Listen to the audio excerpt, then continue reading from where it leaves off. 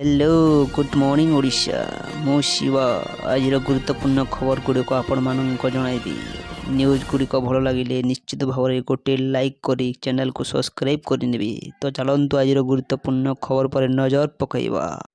Number 1 महिलांक मुख्यमंत्री बड़ घोषणा प्रतिवर्ष मिल 2टी शाढ़ी। मुख्यमंत्री घोषणा करिसेंती राज्यर 1 कोटी महिला को आर्थिक भाव में स्वावलंबी करने तांकर मुख्य लक्ष्य। से नारायणपेट जिलार आपाका पाली गाँव में स्थापित महिला सामाख्या पेट्रोल बंक को उद्घाटन करने अवसर में यह घोषणा करिसेंती। यह अवसर में महिला फेडरेशन सदस्य मानक सहित आलोचना करने समय से कही जे फेडरेशन 67 लाख सदस्य अछंती एवं राज्य सरकार से आर्थिक भाव में सशक्त करने विभिन्न कार्यक्रम चलाई। सरकार 67 लाख महिला फेडरेशन सदस्यों को प्रतिवर्ष 67 लाख टंका प्रदान करेंगे।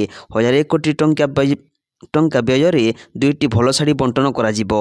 मुख्यमंत्री स्पष्ट करिसेंती जे पूर्व सरकार गुड़िक केवल साधारण शाढ़ी जोगाई देउथिले किंतु एबे सेमाने उच्च मानर महंगा शाढ़ी जोगाइबे।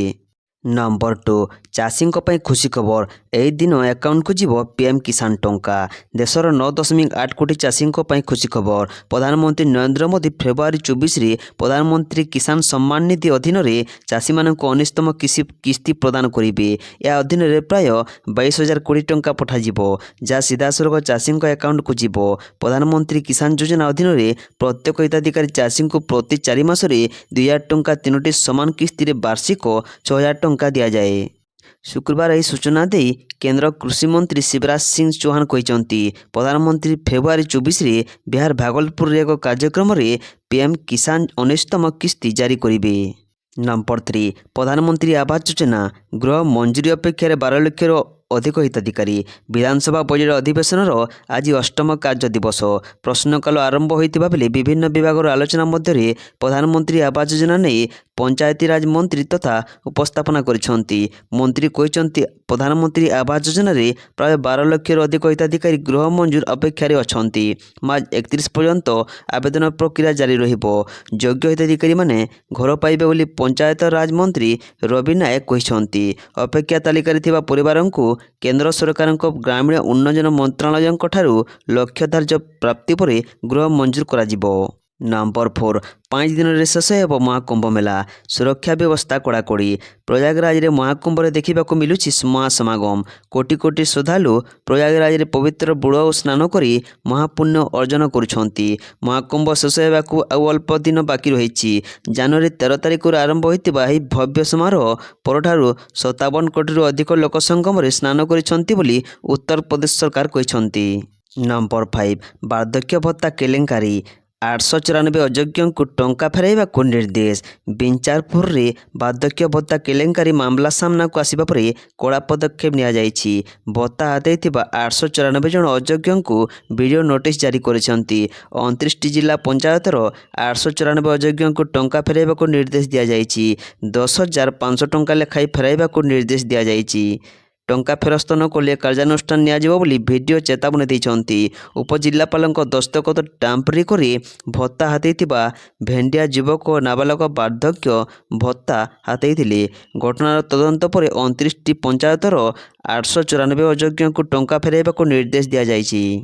नंबर 6 मांडियारू तैयारी हेब मद सब्सिडी देवे सरकार। मांडिया एक पुष्टिकर खाद्य यार प्रचार और प्रसार पर राज्य सरकार 2017 रे आरंभ करथिले मिलेट मिशन। 60 जिल्लारू आरंभ होइतिबा ए मिशन एबे राज्यर 30टी जिल्ला रे याकु प्रचलन आरंभ करिछि। मांडिया चाषी सब प्रकार सहायता करुछंती सरकार। मांडियारू प्रस्तुत विभिन्न सामग्रीर मार्केटिंग पर फोकस करा जाउछि। एसबु भितर ओडिशा रे मांडियारू मद तैयारी हेबा नै अबकारी मिशन नरसिंह भोल सूचना देइछंती। अबकारी कमिशनर कहते मांडियारू मद तैयारी हेब एथिपे आग्रही मद तैयारी कंपनी को सब्सिडी देवे सरकार। अबकारी पॉलिसी को नहीं मंत्री अध्यक्षतार बसिथिबा बैठक में योजना होइछि। एने खूब शीघ्र शिल्प विभाग सह हेब आलोचना हेब बोली अबकारी कमिशनर नरसिंह भोल कहते। नंबर 7 मो जीवन प्रति विपद चर्चा बढ़ाइला जयनारायण मिश्र बयान। राज्य राजनीति में सबुबले चर्चित बयान दे सामना को आसीथिबा बीजेपी विधायक जयनारायण मिश्र आज एक चांचल्यकर बयान देइछंती। जयनारायण मिश्र कहते गृह विभाग तांको सुरक्षा देइछंती। सरकार जीवन प्रति विपद थिबा कही सुरक्षा नेबाकू कहिथिले। ଏପରିକି ଆଇଜି ମଧ୍ୟ ଜୀବନ ପ୍ରତି ବିପଦ ଥିବାକୁ କହି ସୁରକ୍ଷା ନେବାକୁ କହିଥିବାର ଜୟନାରାୟଣ ଗଣମାଧ୍ୟମକୁ ଜଣାଇଛନ୍ତି। ନମ୍ବର 8 8 ଜିଲ୍ଲାରେ ଆଦର୍ଶ ସ୍ନାତକ ମହାବିଦ୍ୟାଳୟ ଗୃହରେ ଉତ୍ତର ରଖିଲେ ମନ୍ତ୍ରୀ। କେନ୍ଦ୍ରୀୟ ପ୍ରବର୍ତ୍ତିତ ଯୋଜନା ରାଷ୍ଟ୍ରୀୟ ଉତ୍ତରତ ଶିକ୍ଷା ଅଭିଯାନ ରୁଷା-1 ଯୋଜନାରେ ରାଜ୍ୟର 8 ଗୋଟି ଜିଲ୍ଲା ତଥା ଦେବଗଡ଼, ମାଲକାନଗିରି, ନବରଙ୍ଗପୁର, ନୟାଗଡ଼, ନୂଆପଡ଼ା, ରାୟଗଡ଼ା, ସୋନପୁର ଏବଂ ବୌଦ୍ଧ ଜିଲ୍ଲାରେ ଗୋଟିଏ ଲେଖାଏଁ ଆଦର୍ଶ ସ୍ନାତକ ମହାବିଦ୍ୟାଳୟ ଖୋଲାଯାଇଛି। ଆଜି ବିଧାନସଭାରେ ଉଚ୍ଚଶିକ୍ଷା ମନ୍ତ୍ରୀ ସୂର୍ଯ୍ୟବଂଶୀ ସୁରଜ ଏନେଇ ଉତ୍ତର ରଖିଛନ୍ତି। ନମ୍ବର 9 2000 ସରକାରୀ ସ୍କୁଲରେ ନାହାନ୍ତି ସ୍ଥାୟୀ ପ୍ରଧାନ ଶିକ୍ଷକ, ଗୃହରେ ଉତ୍ତର ରଖିଲେ ମନ୍ତ୍ରୀ। ରାଜ୍ୟର ମୋଟ 2158 ଗୋଟି ସରକାରୀ ହାଇସ୍କୁଲ କାମଚଲା ପ୍ରଧାନ ଶିକ୍ଷକଙ୍କ ଦ୍ୱାରା ପରିଚାଳିତ ହେଉଛି। ଗତ ନଭେମ୍ବର 11 ତାରିଖରେ ଓଡ଼ିଶା ଉଚ୍ଚ ନ୍ୟାୟାଳୟଙ୍କ ଅନ୍ତରୀଣ ରହିତାଦେଶ ବଳବତ୍ତର ଥିବା ଯୋଗୁଁ ରାଜ୍ୟରେ ଖାଲି ପଡ଼ିଥିବା ସିନିୟର ଏସିଏସ୍ ପ୍ରଧାନ ଶିକ୍ଷକ ପଦବୀ ପୂରଣ କରାଯାଇ ପାରୁନାହିଁ। ବିଧାୟକ ସିଦ୍ଧାନ୍ତ ମହାପାତ୍ରଙ୍କ ଏକ ଅଣତାରକା ପ୍ରଶ୍ନରେ ଗୃହରେ ଉପରୋକ୍ତ ଉତ୍ତର ରଖିଛନ୍ତି ଗଣଶିକ୍ଷା ମନ୍ତ୍ରୀ ନିତ୍ୟାନନ୍ଦ ଗଣ୍ଡ। ନମ୍ବର 10 ରାଷ୍ଟ୍ରପତିଙ୍କ ଭେଟିଲେ ଦିଲ୍ଲୀର 4ଥ ମହିଳା ମୁଖ୍ୟମନ୍ତ୍ରୀ। ଦିଲ୍ଲୀରେ ଆରମ୍ଭ ହୋଇଛି ରେଖା ସରକାର। ଦିଲ୍ଲୀର 4ଥ ମହିଳା ମୁଖ୍ୟମନ୍ତ୍ରୀ ଭାବେ ଶପଥ ନେଲେ ରେଖା ଗୁପ୍ତା। ରାମଲୀଳା ମଇଦାନରେ ଭବ୍ୟ ଶପଥ ଗ୍ରହଣ ସମାରୋହରେ ରେଖା ଗୁପ୍ତାଙ୍କ ଶପଥ ପାଠ କରାଇଲେ ଉପରାଜ୍ୟପାଳ ଭିକେ ସକ୍ସେନା। ଶପଥ ଗ୍ରହଣ ପରେ ବିଧିବଦ୍ଧ ଭାବେ ଦାୟିତ୍ୱ ନେଇଛନ୍ତି ରେଖା ଗୁପ୍ତା। ତାଙ୍କ ସହ ପ୍ରବେଶ ବର୍ମା ବି କ୍ୟାବିନେଟ୍ ମନ୍ତ୍ରୀ ଭାବେ ଶପଥ ନେଇଛନ୍ତି। ରେଖା ଗୁପ୍ତା ଦିଲ୍ଲୀର 4ଥ ମହିଳା ମୁଖ୍ୟମନ୍ତ୍ରୀ ଭାବେ ଶପଥ ନେବା ପରେ ରାଷ୍ଟ୍ରପତି ଦ୍ରୌପଦୀ ମୁର୍ମୁଙ୍କ ସୌଜନ୍ୟମୂଳକ ସାକ୍ଷାତକାର କରିଛନ୍ତି। ନମ୍ବର 11 ଭାଇରାଲ ହେଲା ମ୍ୟାଟ୍ରିକ ପ୍ରଶ୍ନପତ୍ର, ବାତିଲ ହେଲା ବିଜ୍ଞାନ ଓ ହିନ୍ଦୀ ପରୀକ୍ଷା। ଫେବୃଆରୀ 11 ତାରିଖରୁ ଆରମ୍ଭ ହୋଇଥିବା ଝାଡ଼ଖଣ୍ଡ 10ମ ବୋର୍ଡ଼ ପରୀକ୍ଷା ପାଇଁ ବ୍ୟାପକ ପ୍ରସ୍ତୁତି ହୋଇଥିବା ବେଳେ ପରୀକ୍ଷା ପ୍ରଶ୍ନପତ୍ର ଭାଇରାଲ ହେଉଥିବା ଜଣାପଡ଼ିଛି। ପ୍ରଶ୍ନପତ୍ର ଲିକ୍ ହେବାର ଖବର ଆସିବା ପରେ ଝାଡ଼ଖଣ୍ଡ ଏକାଡେମିକ୍ କାଉନସିଲ୍ 10ମ ବିଜ୍ଞାନ ଏବଂ ହିନ୍ଦୀ ପରୀକ୍ଷାକୁ ବାତିଲ କରିଦେଇଛି। ଜେସିପି ଅଧ୍ୟକ୍ଷ ଏବଂ ଡେପୁଟି କମିଶନରଙ୍କୁ ଏହି ଘଟଣା ତଦନ୍ତ କରିବାକୁ ନିର୍ଦ୍ଦେଶ ଦେଇଛନ୍ତି। 24 ଘଣ୍ଟା ମଧ୍ୟରେ ବୋର୍ଡ଼ ଜିଲ୍ଲା ପ୍ରଶାସନ ପକ୍ଷରୁ ରିପୋର୍ଟ ମାଗିଛି। ସୋସିଆଲ ମିଡ଼ିଆରେ ପ୍ରଶ୍ନପତ୍ର ଭାଇରାଲ ହେଉଛି। ପ୍ରଶ୍ନପତ୍ରଗୁଡ଼ିକୁ 350 ଟଙ୍କାରେ ବିକ୍ରି ହେଉଥିବାର ଭାଇରାଲ ହୋଇଛି। ନମ୍ବର 12 ପ୍ରକାଶ ପାଇଲା ବିଜ୍ଞପ୍ତି, ଏଣିକି ଚଳନ୍ତି ସମ୍ପତ୍ତି କିଣିବା ପାଇଁ ଅନୁମତି ନେବେ ସରକାରୀ କର୍ମୀ। ରାଜ୍ୟ ସରକାର ସରକାରୀ କର୍ମୀଙ୍କ ପାଇଁ ଏକ ଗୁରୁତ୍ୱପୂର୍ଣ୍ଣ ବିଜ୍ଞପ୍ତି ପ୍ରକାଶ କରିଛନ୍ତି। ବିଜ୍ଞପ୍ତି ଅନୁସାରେ ଏଣିକି ସ୍ଥାବର ସମ୍ପତ୍ତି ବା ଚଳନ୍ତି ସମ୍ପତ୍ତି କିଣିବା ପୂର୍ବରୁ ସରକାରଙ୍କ ଅନୁମତି ନେବେ ସରକାରୀ କର୍ମଚାରୀ। ରାଜ୍ୟ ଆଇନ ବିଭାଗ ଏନେଇ ବିଧିବଦ୍ଧ ବିଜ୍ଞପ୍ତି ପ୍ରକାଶ କରିଛି। ଯଦି ଜଣେ ସରକାରୀ କର୍ମଚାରୀ ଚଳନ୍ତି ସମ୍ପତ୍ତି କିଣିବାକୁ ଚାହାନ୍ତି ତେବେ କିଣିବା ପୂର୍ବରୁ ସରକାରଙ୍କ ଅନୁମତି ନେବେ ବୋଲି ବିଜ୍ଞପ୍ତିରେ ସ୍ପଷ୍ଟ ଭାବେ ଲେଖାଯାଇଛି। ନମ୍ବର 13 ଆରମ୍ଭ ହେବ ସୁଭଦ୍ରା ଶକ୍ତି ମେଳା, ବଡ଼ ଘୋଷଣା କଲେ ଉପମୁଖ୍ୟମନ୍ତ୍ରୀ। ଆରମ୍ଭ ହେବ ସୁଭଦ୍ରା ଶକ୍ତି ମେଳା, ମହିଳାଙ୍କ ପାଇଁ ନୂଆ ଏବଂ ଯୁଗାନ୍ତକାରୀ ପଦକ୍ଷେପ ହେବ। 9 ଦିନ ବ୍ୟାପୀ ସୁଭଦ୍ରା ଶକ୍ତି ମେଳା ହେବ। ଏଥିରେ ଯୋଗ ଦେବାକୁ ସମସ୍ତଙ୍କୁ ନିମନ୍ତ୍ରଣ କରିଛନ୍ତି ଉପମୁଖ୍ୟମନ୍ତ୍ରୀ। ମହିଳାଙ୍କୁ ପ୍ରୋତ୍ସାହନ ଦେବା ପାଇଁ ସୁଭଦ୍ରା ଶକ୍ତି ମେଳା ହେବ। କେନ୍ଦ୍ର ସରକାରଙ୍କ ଲକ୍ଷ୍ୟପ୍ରତିନିଧି ସୃଷ୍ଟି କରିବା ଯୋଜନାକୁ କାର୍ଯ୍ୟକାରୀ କରିବା ପାଇଁ ସୁଭଦ୍ରା ଶକ୍ତି ମେଳା ହେବ। ସ୍ୱୟଂ ସହାୟକ ଗୋଷ୍ଠୀ ମହିଳାଙ୍କ ବିଭିନ୍ନ ସାମଗ୍ରୀ ପ୍ରଦର୍ଶନ କରାଯିବ। ହସ୍ତଶିଳ୍ପ, ଟେରାକୋଟା ଭଳି ବିଭିନ୍ନ ସାମଗ୍ରୀ ମଧ୍ୟ ପ୍ରଦର୍ଶନ କରାଯିବ। ନମ୍ବର 14 ବିଧାନସଭାରେ ଉଠିଲା ବାଲିଯାତ୍ରା ପ୍ରସଙ୍ଗ, ଜାତୀୟ ମାନ୍ୟତା ପାଇଁ ଉତ୍ତର ରଖିଲେ ମନ୍ତ୍ରୀ। ବିଧାନସଭା ବଜେଟ୍ ଅଧିବେଶନ ଆଜି 8ମ କାର୍ଯ୍ୟ ଦିବସ। ପ୍ରଶ୍ନକାଳ ଆରମ୍ଭ ହୋଇଥିବା ବିଭିନ୍ନ ବିଭାଗର ଆଲୋଚନା ଚାଲିଛି। ବିଧାୟକଙ୍କ ପ୍ରଶ୍ନ ଉତ୍ତର ରଖିଛନ୍ତି ବିଭାଗୀୟ ମନ୍ତ୍ରୀ। ସୁରୁଖୁରୁରେ ଗୃହ କାର୍ଯ୍ୟ ଆରମ୍ଭ ହୋଇଛି। ବାଲିଯାତ୍ରାକୁ ଜାତୀୟ ମାନ୍ୟତା ମିଳିବା ଆଶା ରହିଛି ବୋଲି ମନ୍ତ୍ରୀ କହିଛନ୍ତି। ବାଲିଯାତ୍ରାରେ ମୋଟ 2438 ଷ୍ଟଲ୍ ଦିଆଯାଇଥିଲା। ସେଥିମଧ୍ୟରୁ 1186 ଷ୍ଟଲ୍ ନିଲାମ ଏବଂ 1250 ଷ୍ଟଲ୍ ସ୍ଥିରୀକୃତ ଆଧାରରେ ଆବଣ୍ଟନ କରାଯାଇଥିଲା। ଏଥିରୁ ମୋଟ 6,38,26,446 ଟଙ୍କା ଆଦାୟ ହୋଇଛି। ଏସବୁ ଜିଲ୍ଲାପାଳଙ୍କ ଜରିଆରେ କରାଯାଇଛି। ବାଲିଯାତ୍ରାରେ ସାଂସ୍କୃତିକ ପ୍ରଚାର ପ୍ରସାର ଦାୟିତ୍ୱ ସଂସ୍କୃତି ଓ ପର୍ଯ୍ୟଟନ ବିଭାଗର କଟକ ବାରବାଟୀ ବିଧାୟିକା ସୋଫିଆ ଫିରଦୋସଙ୍କ ପ୍ରଶ୍ନର ଉତ୍ତର ରଖିଲେ ସଂସ୍କୃତି ଓ ପର୍ଯ୍ୟଟନ ବିଭାଗ ମନ୍ତ୍ରୀ ସୂର୍ଯ୍ୟବଂଶୀ ସୁରଜ। ନମ୍ବର 15 3000 ପରୀକ୍ଷା କେନ୍ଦ୍ରରେ ମ୍ୟାଟ୍ରିକ ପରୀକ୍ଷା ଦେଉଛନ୍ତି 5 ଲକ୍ଷ ଛାତ୍ରଛାତ୍ରୀ। ଓଡ଼ିଶା ମାଧ୍ୟମିକ ଶିକ୍ଷା ପରିଷଦ ବୋର୍ଡ଼ ଦ୍ୱାରା ପରିଚାଳିତ ମ୍ୟାଟ୍ରିକ, ବାର୍ଷିକ ହାଇସ୍କୁଲ ସାର୍ଟିଫିକେଟ୍ ପରୀକ୍ଷା, ରାଜ୍ୟ ମୁକ୍ତ ବିଦ୍ୟାଳୟ ସାର୍ଟିଫିକେଟ୍ ପରୀକ୍ଷା ଓ ସଂସ୍କୃତ ମଧ୍ୟମ ପରୀକ୍ଷା ଆଜିଠାରୁ ଆରମ୍ଭ ହୋଇଛି। ଏହି ପରୀକ୍ଷା ଆସନ୍ତା ମାର୍ଚ୍ଚ 6 ତାରିଖ ପର୍ଯ୍ୟନ୍ତ ଅନୁଷ୍ଠିତ ହେବ। ଚଳିତ ଥର ମୋଟ 3133ଟି ପରୀକ୍ଷା କେନ୍ଦ୍ରରେ 5,22,336 ଜଣ ପରୀକ୍ଷାର୍ଥୀ ପରୀକ୍ଷା ଦେଉଛନ୍ତି। ସୂଚନା ଅନୁସାରେ ପରୀକ୍ଷାର୍ଥୀମାନେ ସକାଳ 7ଟାରୁ ପରୀକ୍ଷା କେନ୍ଦ୍ରରେ ପ୍ରବେଶ କରିଥିଲେ। 314ଟି ନୋଡାଲ କେନ୍ଦ୍ରରୁ ଆଜି ସକାଳ 7:30ରୁ 8:30 ମଧ୍ୟରେ ପ୍ରଥମ ଦିନର ପ୍ରଶ୍ନପତ୍ରର ପରୀକ୍ଷା କେନ୍ଦ୍ରରେ ପହଞ୍ଚାଯାଇଥିଲା। ପରୀକ୍ଷା ସକାଳ 9ଟାରେ ଆରମ୍ଭ ହୋଇଛି, 11:30ଟାରେ ଶେଷ ହେବ। ପରୀକ୍ଷାର ସୁପରିଚାଳନା ନିମନ୍ତେ ବୋର୍ଡ ପକ୍ଷରୁ ବ୍ୟାପକ ପ୍ରସ୍ତୁତି ହୋଇଛି। ସବୁ ପରୀକ୍ଷା କେନ୍ଦ୍ରରେ ସିସିଟିଭି ଲଗାଯାଇଥିବା ବେଳେ ପ୍ରାୟ 600 କେନ୍ଦ୍ରରେ ଲାଇଭ୍ ଷ୍ଟ୍ରିମିଂ ବ୍ୟବସ୍ଥା କରାଯାଇଛି। କପି ରୋକିବାକୁ ଏଥର 4 ସ୍ତରୀୟ ସ୍କ୍ୱାଡ୍ ଗଠନ କରାଯାଇଛି। ନମ୍ବର 16 କିଟ୍ ବିଶ୍ୱବିଦ୍ୟାଳୟରେ କଡ଼ା ସୁରକ୍ଷା ବ୍ୟବସ୍ଥା। ଛାତ୍ରୀ ମୃତ୍ୟୁକୁ ନେଇ ବଢ଼ୁଛି ଅସନ୍ତୋଷ। ଭୁବନେଶ୍ୱରର Kalinga institute of industrial technology KIT ବିଶ୍ୱବିଦ୍ୟାଳୟର ହଷ୍ଟେଲ କ୍ୟାମ୍ପସରେ ଜଣେ ବିଟେକ୍ ତୃତୀୟ ବର୍ଷର ଛାତ୍ରୀଙ୍କ ମୃତଦେହ ମିଳିବା ପରେ ସାରା ଦେଶରେ ଚହଳ ସୃଷ୍ଟି କରିଛି। ଏହି ଘଟଣାରେ ରାଜ୍ୟ ସରକାର ହସ୍ତକ୍ଷେପ କରିଛନ୍ତି। ଘଟଣାର ଉଚ୍ଚସ୍ତରୀୟ ତଦନ୍ତ ପାଇଁ କମିଟି ଗଠନ ପାଇଁ ନିର୍ଦ୍ଦେଶ ଦେଇଛନ୍ତି। କମିଟିର ତଦନ୍ତ କ୍ରମେ ନ୍ୟାୟ ପ୍ରଦାନ କରାଯିବ ବୋଲି ଉଲ୍ଲେଖ କରାଯାଇଛି। ଏହା ସହ Kalinga institute of industrial technology ବିଶ୍ୱବିଦ୍ୟାଳୟରେ କଡ଼ା ସୁରକ୍ଷା ବ୍ୟବସ୍ଥା କରାଯାଇଛି। ନମ୍ବର 16 ରାଜ୍ୟରେ ଆସନ୍ତା 24 ଯାଏଁ ବର୍ଷାର ସମ୍ଭାବନା। ପବନ ଏବଂ କୁଆପଥର ମାଡ଼ ନେଇ ବିଭିନ୍ନ ଜିଲ୍ଲାଙ୍କୁ ଅରେଞ୍ଜ ୱାର୍ଣ୍ଣିଂ। ରାଜ୍ୟର ବିଭିନ୍ନ ସ୍ଥାନରେ ଗତ 24 ଘଣ୍ଟା ଭିତରେ ଘଡ଼ଘଡ଼ି ସହ ବର୍ଷା ହୋଇଛି। କେତେକ ସ୍ଥାନରେ ପବନ ଓ କୁଆପଥର ବର୍ଷିଛି। ପାଣିପାଗ ବିଭାଗର ପୂର୍ବାନୁମାନ ହେଲା, ଆସନ୍ତା 24 ତାରିଖ ପର୍ଯ୍ୟନ୍ତ ରାଜ୍ୟରେ ବର୍ଷାର ସମ୍ଭାବନା ରହିଛି। 25ରେ କାଁ ଭାଁ ବର୍ଷା ହୋଇପାରେ, ତାପରେ ପାଗ ଶୁଖିଲା ରହିପାରେ। ଶୁକ୍ରବାର ବାଲେଶ୍ୱର ମୟୂରଭଞ୍ଜରେ ହାଲୁକାରୁ ମଧ୍ୟମ ଧରଣର ବର୍ଷା ଏବଂ ଘଡ଼ଘଡ଼ି ହେବା ଆଶଙ୍କା ଅଛି। ବାକି ଅଞ୍ଚଳରେ ପାଗ ଶୁଖିଲା ରହିବ। 22 ତାରିଖ ଶନିବାର ଅଧିକ ସ୍ଥାନରେ ବର୍ଷା ହେବାର ସମ୍ଭାବନା ଅଛି। ବାଲେଶ୍ୱର, ଭଦ୍ରକ, ଯାଜପୁର, କେନ୍ଦ୍ରାପଡ଼ା, କଟକ, ଜଗତସିଂହପୁର, ମୟୂରଭଞ୍ଜ ଜିଲ୍ଲାର ଅନେକ ସ୍ଥାନରେ ଘଡ଼ଘଡ଼ି ସହ ହାଲୁକାରୁ ମଧ୍ୟମ ଧରଣର ବର୍ଷା ହୋଇପାରେ। ଏହା ବାଦ ଖୋର୍ଦ୍ଧା, ପୁରୀ, କେନ୍ଦୁଝର, ଢେଙ୍କାନାଳ ଅଳ୍ପ କେତେକ ସ୍ଥାନ ଏବଂ ଅନୁଗୁଳ, ଦେବଗଡ଼, ସମ୍ବଲପୁର, ଝାରସୁଗୁଡ଼ା, ସୁନ୍ଦରଗଡ଼, ବରଗଡ଼ର 1-2ଟି ସ୍ଥାନରେ ବର୍ଷାର ସମ୍ଭାବନା ଅଛି। ଭଦ୍ରକ, ମୟୂରଭଞ୍ଜ, କେନ୍ଦୁଝରରେ ବଜ୍ରପାତ ସହ 40ରୁ 50 କିମି ବେଗରେ ପବନ ଏବଂ କୁଆପଥର ମାଡ଼ ହୋଇପାରେ। ଏଥିପାଇଁ ଅରେଞ୍ଜ ୱାର୍ଣ୍ଣିଂ ଜାରି ହୋଇଛି। ଏହା ବାଦ 14ଟି ଜିଲ୍ଲାରେ ବଜ୍ରପାତ ଓ 30ରୁ 40 କିମି ବେଗରେ ପବନ ଆଶଙ୍କା ନେଇ ୟେଲୋ ୱାର୍ଣ୍ଣିଂ ଜାରି କରାଯାଇଛି। 23 ଓ 24 ତାରିଖରେ ବର୍ଷା ଓ ଘଡ଼ଘଡ଼ି ଆଶଙ୍କା ଅଛି। 24ରେ କାଁ ଭାଁ ବର୍ଷା ହୋଇପାରେ। 26ରୁ ପାଗ ଶୁଖିଲା ରହିପାରେ।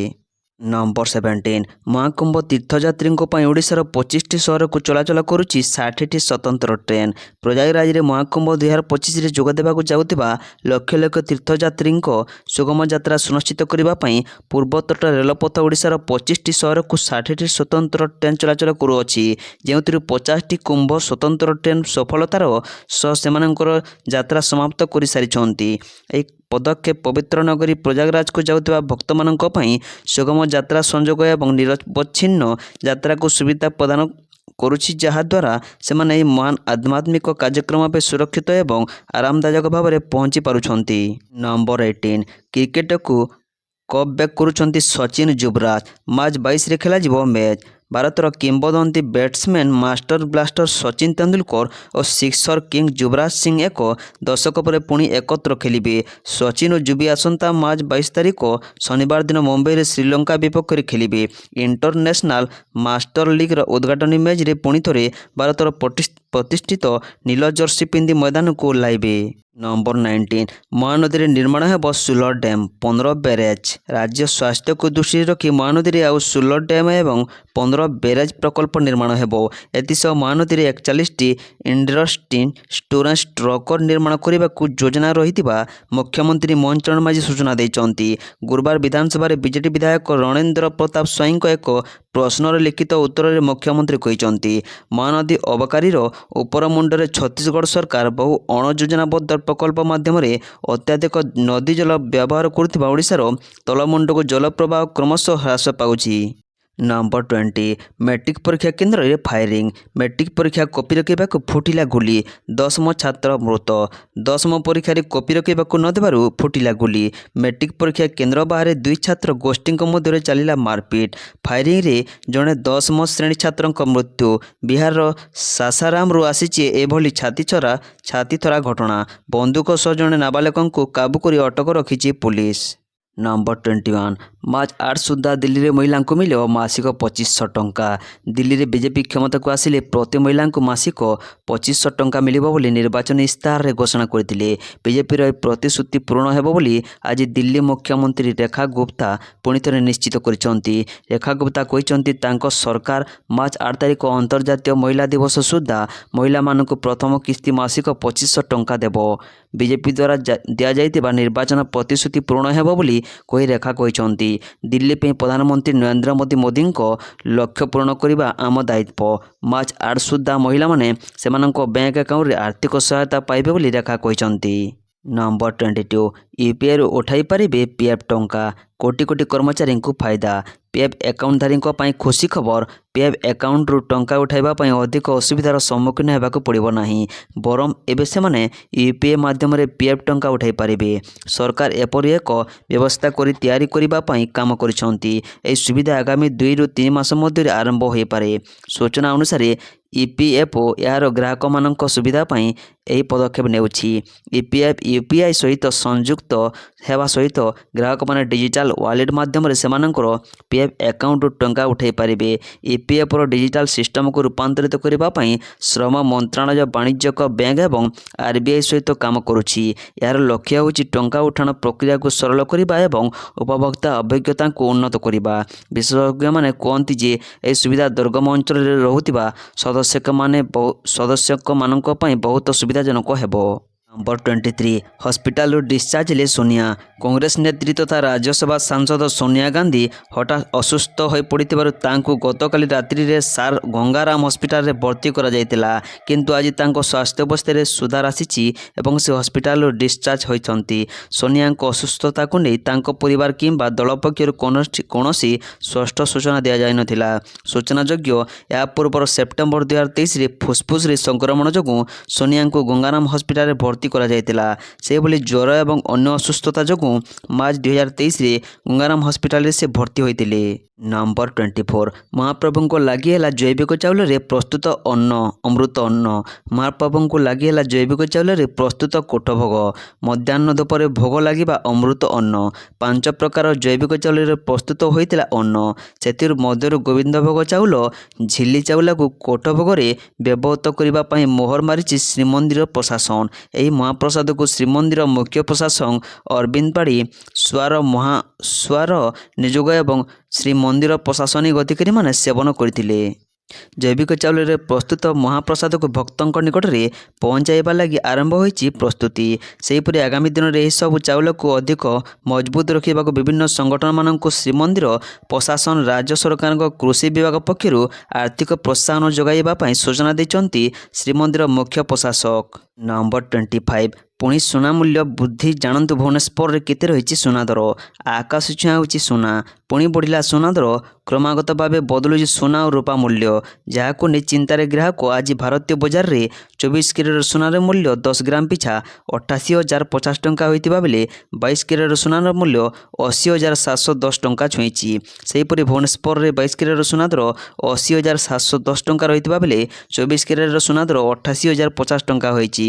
अन्यपटे रूपार मूल्य किलो पिछा 1,50,000 टंका होइची। अलंकार रे 22 कैरेट सुना व्यवहृत हुए। नंबर 26 दिल्ली मुख्यमंत्री को 2 बड़ निष्पत्ति। मुख्यमंत्री भाव शपथ नेबा परे रेखा गुप्ता बड़ एक्शन।